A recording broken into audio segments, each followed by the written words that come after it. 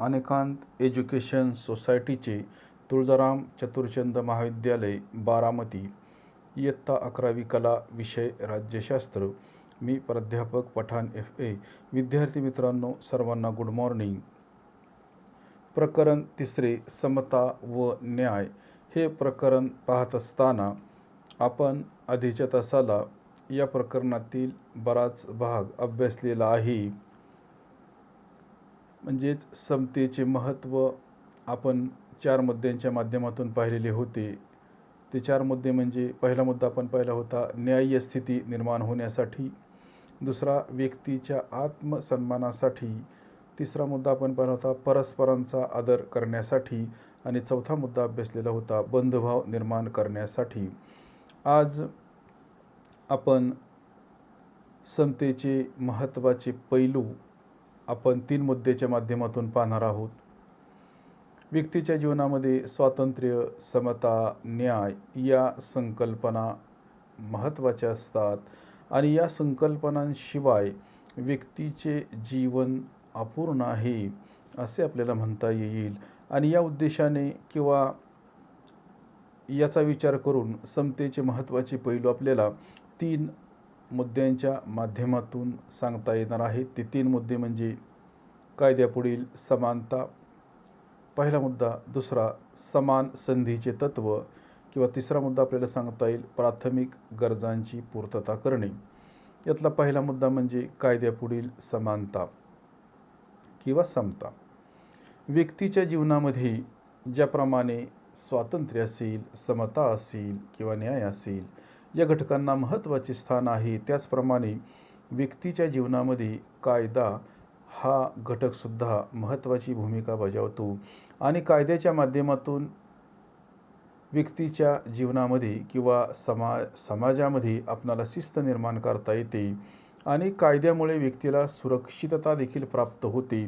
आपण आधीच्या तासाला पाहिले होते की सार्वभौम सत्तेची आज्ञा म्हणजे कायदा होय किंवा वरिष्ठाने कनिष्ठाला दिलेला हुकूम म्हणजे कायदा होय आणि कायदा हा सर्वांसाठी समान असणे महत्त्वाचे आहे.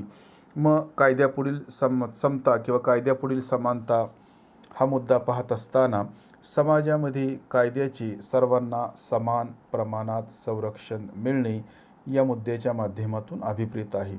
सर्व नागरिकांना कायदा समान असतो किंवा समान मानतो व त्यामुळे सर्वांना एकाच आणि तो म्हणजेच कायदा सर्वांना समान प्रमाणामध्ये आपणाला लागू करता येतो. आणि हा कायदा लागू करत असताना समाजामध्ये श्रीमंत असेल, गरीब असेल किंवा कमजोर असेल किंवा बलवान असेल अशा पद्धतीने आपल्याला भेदभाव करता येणार नाही.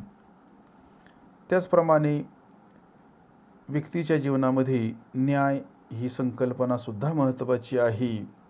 आपण पाहिले होते की 2 तत्वांमध्ये, 2 घटकांमध्ये, 2 गोष्टींमध्ये संघर्ष असणारी परिस्थिती असेल त्या ठिकाणी या 2 गोष्टींमध्ये, 2 तत्वांमध्ये, 2 घटकांमध्ये योग्य संतुलन साधणे म्हणजे न्याय होय. आणि जसे की प्राचीन कालखंड असेल, मध्ययुगीन कालखंड असेल किंवा आजचा असणारा आधुनिक कालखंड म्हणजेच प्राचीन काळापासून मध्ययुगीन कालखंडापर्यंत आणि मध्ययुगीन कालखंडापासून आधुनिक कालखंडापर्यंत व्यक्तीच्या जीवनामध्ये न्याय हा राहिलेला आहे. आणि व्यक्ती हा जसा समाजशील प्राणी आहे, समाजप्रिय प्राणी आहे, तसाच तो न्यायप्रिय प्राणीसुद्धा आहे. आणि मानवाने समाजाचा एक घटक म्हणून समाजामध्ये जीवन जगत असताना नेहमीच न्यायाचे समर्थन हे केलेले आहे. आणि म्हणूनच न्यायालयामध्ये सुद्धा श्रीमंत गरीब याबाबत समान वागणुकीचा एकच मापदंड असावा अशा पद्धतीचा दावा या तत्वाच्या माध्यमातून केला जातो. म्हणजेच न्यायालयामध्ये सुद्धा न्यायदानाचे काम करत असताना आपल्याला माहिती आहे की भारताची जी न्यायालयीन व्यवस्था आहे ही पिरॅमिडसारखी करून ठेवलेली आहे. म्हणजे टॉप टू बॉटम आणि बॉटम टू टॉप अशा पद्धतीने समाजामध्ये न्याय निर्माण करण्याचा प्रयत्न किंवा समाजातील घटकांना न्याय देण्याचा प्रयत्न भारताच्या माध्यमातून करण्यात आलेला आहे. आणि तालुका न्यायालय असेल, जिल्हा न्यायालय असेल किंवा उच्च न्यायालय असतील किंवा भारताचं सर्वोच्च न्यायालय असेल, या सर्वांच्या माध्यमातून व्यक्तीला न्याय देण्याचं काम हे भारतामध्ये करण्यात येते. आणि सर्वात उच्च स्थानी भारताचे सर्वोच्च न्यायालय असेल की जे दिल्ली या ठिकाणी आहे आणि ज्याचा निर्णय अंतिम असणार आहे आणि हा निर्णय सर्वांवर बंधनकारक असणार आहे. आणि या न्यायालयाचा जर अवमान केला तर त्याच्यासाठी शिक्षेची तरतूद करण्यात आलेली आहे. आणि म्हणूनच न्यायालयामध्ये सुद्धा न्यायदान करत असताना श्रीमंत असेल, गरीब असेल असा भेदभाव करता कामा नये. आणि न्यायदानाच्या प्रक्रियेमध्ये मग आणखीन जर याच्यामध्ये डीप जाण्याचा प्रयत्न केला तर न्याय देत असताना किंवा न्यायदानाच्या प्रक्रियेमध्ये काळा असेल, गोरा असेल, गरीब असेल, श्रीमंत असेल असा सुद्धा त्या ठिकाणी भेदभाव करता कामा नये. म्हणजे श्रीमंत असेल, गरीब असेल, उच्च असेल, नीच असेल, काळा असेल, गोरा असेल, श्रीमंत असेल, गरीब असेल असा भेदभाव त्या ठिकाणी करता कामा नये. आणि म्हणून कायद्यापुढे सर्वांना समानता असावी आणि कायद्याचे सर्वांना समान प्रमाणामध्ये संरक्षण प्राप्त असावे असा दावा त्या ठिकाणी केला जातो. म्हणजेच कायदा हा सर्वांसाठी समान असणार आहे. त्याच्यानंतर आपल्याला दुसरा मुद्दा सांगता येणार आहे, समान संधीचे तत्व. नागरिकाला समाजाचे घटक म्हणून समाजामध्ये जीवन जगत असताना आपल्या पात्रतेनुसार, आपल्या कुवतीनुसार त्याला त्याचा विकास करण्याची संधी प्राप्त झाली पाहिजे. आणि हा विकास करण्याची संधी प्राप्त करून देत असताना त्या ठिकाणी त्याच्यामध्ये कोणत्याही प्रकारचा भेदभाव हा होता कामा नये. म्हणून सर्व नागरिकांना त्यांच्या अंगभूत गुणांचा विकास करण्यासाठी व त्यांच्या पात्रता संपादन करण्यासाठी समान संधी असावी. म्हणजेच प्रत्येक व्यक्तीला आपल्या पात्रतेनुसार त्या ठिकाणी विकास करता आला पाहिजे. त्याचप्रमाणे विकास करण्यासाठी मग शैक्षणिक असेल आणि सामाजिक कल्याणाची व्यवस्था असणे त्या ठिकाणी महत्त्वाचे असते. तर मागास गटातील व्यक्तींना प्रगत गटातील व्यक्तींशी खऱ्या अर्थाने समान पातळीवर त्या ठिकाणी स्पर्धा करता येणार आहे. जर सर्वांना समान प्रमाणामध्ये जर संधी प्राप्त झाली तर त्या ठिकाणी नक्कीच सर्वांना आपलं असणारं व्यक्तिमत्व विकसित करण्यासाठी मदत मिळणार आहे. आणि म्हणून समान संधीचे तत्व हा समतेचा आधार मानला जातो. म्हणजे आपल्याला माहिती आहे की मानव हा समाजशील प्राणी आहे. एकत्र येणे, एकत्र राहणे हा मानवाचा उपजत गुण आहे. आणि मानवाने त्याच्या गरजा पूर्ण करण्यासाठी, त्याचं संरक्षण होण्यासाठी किंवा त्याचा विकास होण्यासाठी समाजाची निर्मिती केलेली आहे. आणि म्हणूनच समाजाचा एक घटक म्हणून समाजामध्ये जीवन जगत असताना त्याला त्याचा विकास करण्याची संधी प्राप्त झाली पाहिजे. आणि ही संधी प्राप्त करून देत असताना धर्म असेल, जात असेल, वंश असेल, पंथ असेल, शिक्षण असेल, संपत्ती असेल, यावरून दोन व्यक्तींमध्ये कोणत्याही प्रकारचा भेदभाव होता कामा नये. आणि म्हणूनच त्या ठिकाणी समान संधीचे तत्व त्या ठिकाणी असणे महत्त्वाचे आहे. आणि ज्यावेळेला अशा पद्धतीचे वातावरण समाजामध्ये असते त्यावेळेला नक्कीच सर्व व्यक्तींना त्या ठिकाणी आपला विकास हा आपल्या इच्छेनुसार करता येतो. त्याच्यानंतर आपल्याला तिसरा मुद्दा सांगता येईल, प्राथमिक गरजांची पूर्तता करणे. मानवाला अनेक प्रकारच्या गरजा असतात. काही गरजा या अतिशय महत्त्वाच्या असतात की ज्याच्याशिवाय व्यक्तीला जीवनच जगता येणार नाही. फॉर एक्झाम्पल या गरजा कोणत्या आहेत तर या गरजांचा उल्लेख आपल्याला सांगता येईल मूलभूत गरजा किंवा प्राथमिक गरजा.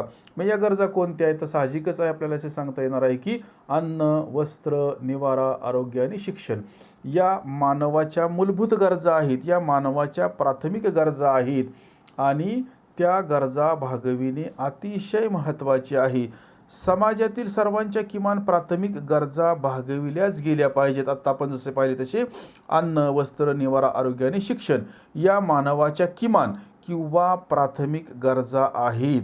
आणि या किमान गरजाही भागवू शकत नसेल एवढा दरिद्री वर्ग समाजात असेल तर कोणत्याही प्रकारचे स्वातंत्र्य आणि हक्क तो उपभोगू शकणार नाही.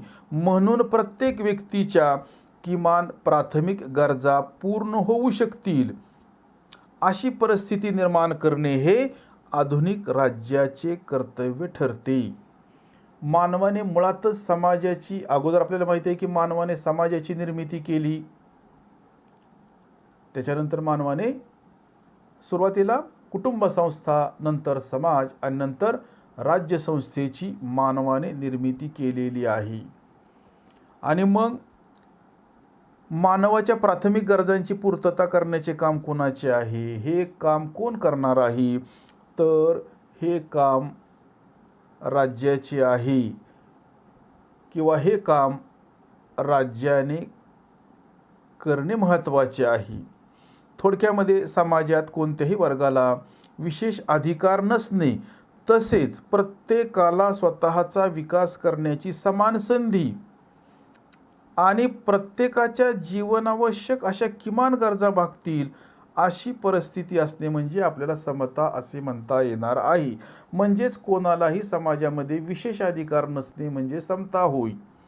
तर अशा पद्धतीने आपल्याला समतेचे महत्त्वाचे 3 पैलू हे आपल्याला सांगता येणार आहेत. आणि याच्यानंतर आपल्याला समतेचे 3 मापदंड या ठिकाणी सांगता येणार आहेत की समतेचे 3 मापदंड आहेत. मग हे मापदंड कोणते आहेत? तर समतेची संकल्पना कशी असावी हा राजकीय तत्त्वज्ञानांमधील मध्यवर्ती विषय आहे. आणि या संदर्भामध्ये समतेचे 3 मापदंड आहेत आणि हे 3 मापदंड त्या ठिकाणी आपल्याला पुढील प्रमाणे सांगता येणार आहेत. पहिला मापदंड आपल्याला सांगता येणार आहे आणि तो म्हणजे कल्याणकारी समता. म्हणजेच थोडक्यामध्ये व्यक्तीचे कल्याण करणारी समता असे म्हटले तरी ते चुकीचे होणार नाही. तर याच्यामध्ये आपल्याला सांगता येणार आहे पहिल्या मुद्द्यामध्ये याचे 3 मुद्दे, समतेचे 3 मापदंड आहेत. ते कोणते? तर पहिला मुद्दा आपण पाहू, कल्याणकारी समता. दुसरा साधनांची समता. तिसरा आहे कार्यक्षमतांची समता. मग कल्याणकारी समता याच्यामध्ये काय आहे किंवा कशाचा समावेश होतो? तर याच्यामध्ये आपल्याला असे सांगता येईल की व्यक्तीला किती साधने मिळाली यापेक्षा व्यक्तीच्या गरजा पूर्ण होणे अभिप्रेत आहे.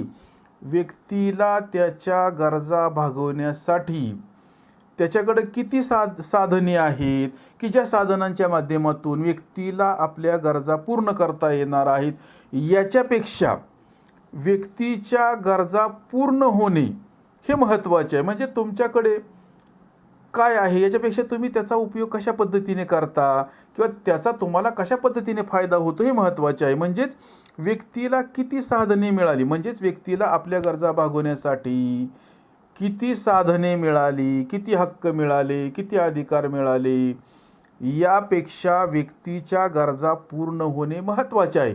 मग त्या सामाजिक असतील, आर्थिक असतील, राजकीय असतील, शैक्षणिक असतील किंवा सांस्कृतिक असतील असे आपल्याला म्हणता येणार आहे. म्हणजे साधनांना महत्त्व न देता आपल्या गरजा किती पूर्ण होतात हे मानवाच्या जीवनामध्ये महत्त्वाचे ठरते. त्याच्यानंतर दुसरा मुद्दा आपल्याला सांगता येणार आहे आणि तो मुद्दा म्हणजे साधनांची समता. थोडक्यामध्ये आपल्याला सांगता येईल की साधनांची समता म्हणजे साधनांचे समाजात न्याय्य पद्धतीने वितरण व्हावे. साधनांची समता म्हणजे काय तर थोडक्यामध्ये आपल्याला सांगता येणार आहे आणि ते म्हणजे साधनांची समता म्हणजे साधनांचे समाजामध्ये न्याय्य पद्धतीने वितरण व्हावे. म्हणजेच मानवाला हक्क देत असताना, अधिकार देत असताना, स्वातंत्र्य बहाल करत असताना त्या ठिकाणी कोणत्याही प्रकारचा भेदभाव होता कामा नये. आणि या सर्व गोष्टी समाजाला देत असताना समाजातील प्रत्येक घटकांपर्यंत त्या पोहोचणे महत्त्वाचे आहे. हे या ठिकाणी आपल्याला सांगता येणार आहे. म्हणजे त्याचे समाजामध्ये वाटप करत असताना कोणत्याही प्रकारचा भेदभाव होता कामा नये. म्हणजेच आपण काय पाहिले की साधनांची समता म्हणजे काय, तर साधनांची समता म्हणजे साधनांचे समाजात न्याय्य पद्धतीने वितरण व्हावे.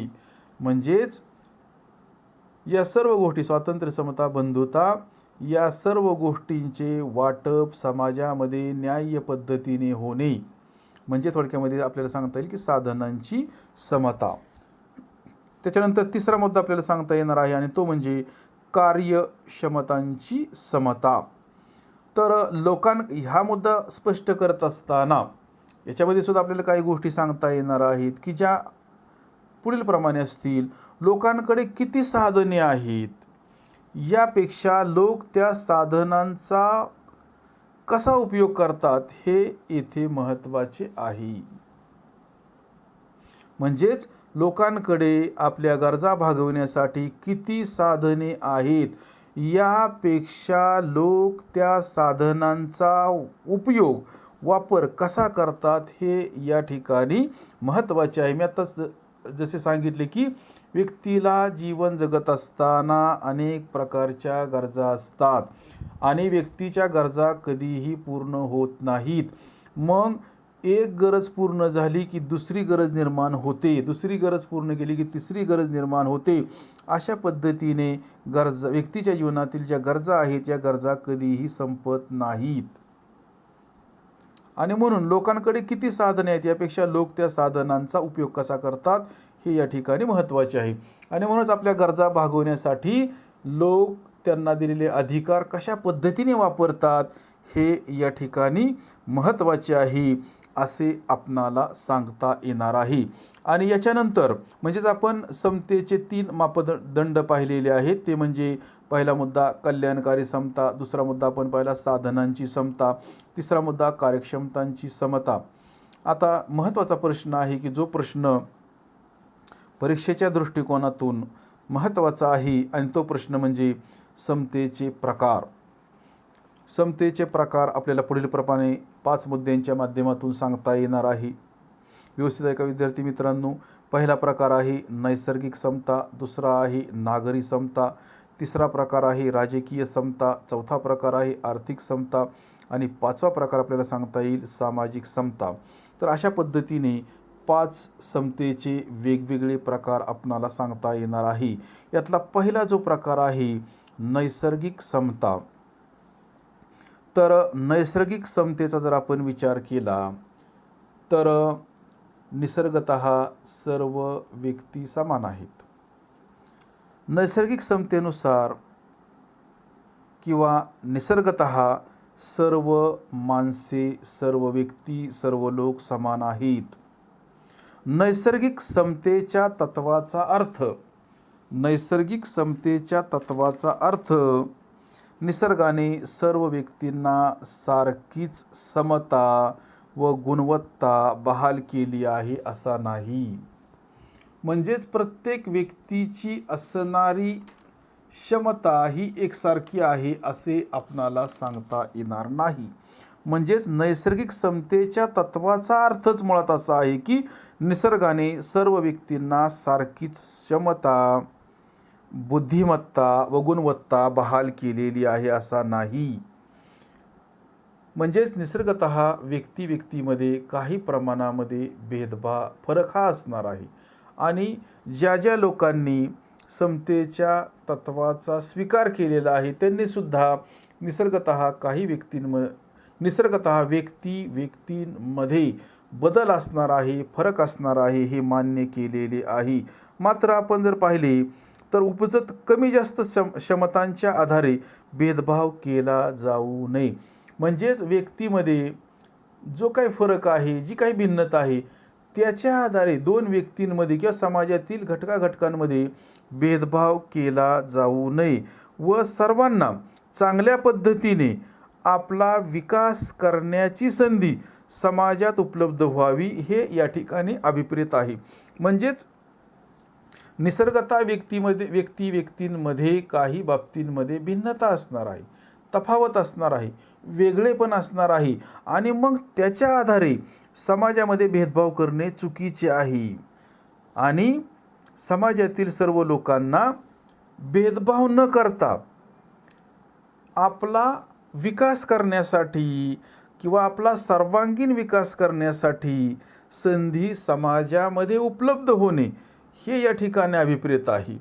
आणि आपण जर प्लेटो असेल, ॲरिस्टॉटल असेल, पाश्चिमात्य विचारवंत आहे. प्लेटो असेल, ॲरिस्टॉटल असेल किंवा इतर विचारवंत हे पाश्चिमात्य विचारवंत आहेत.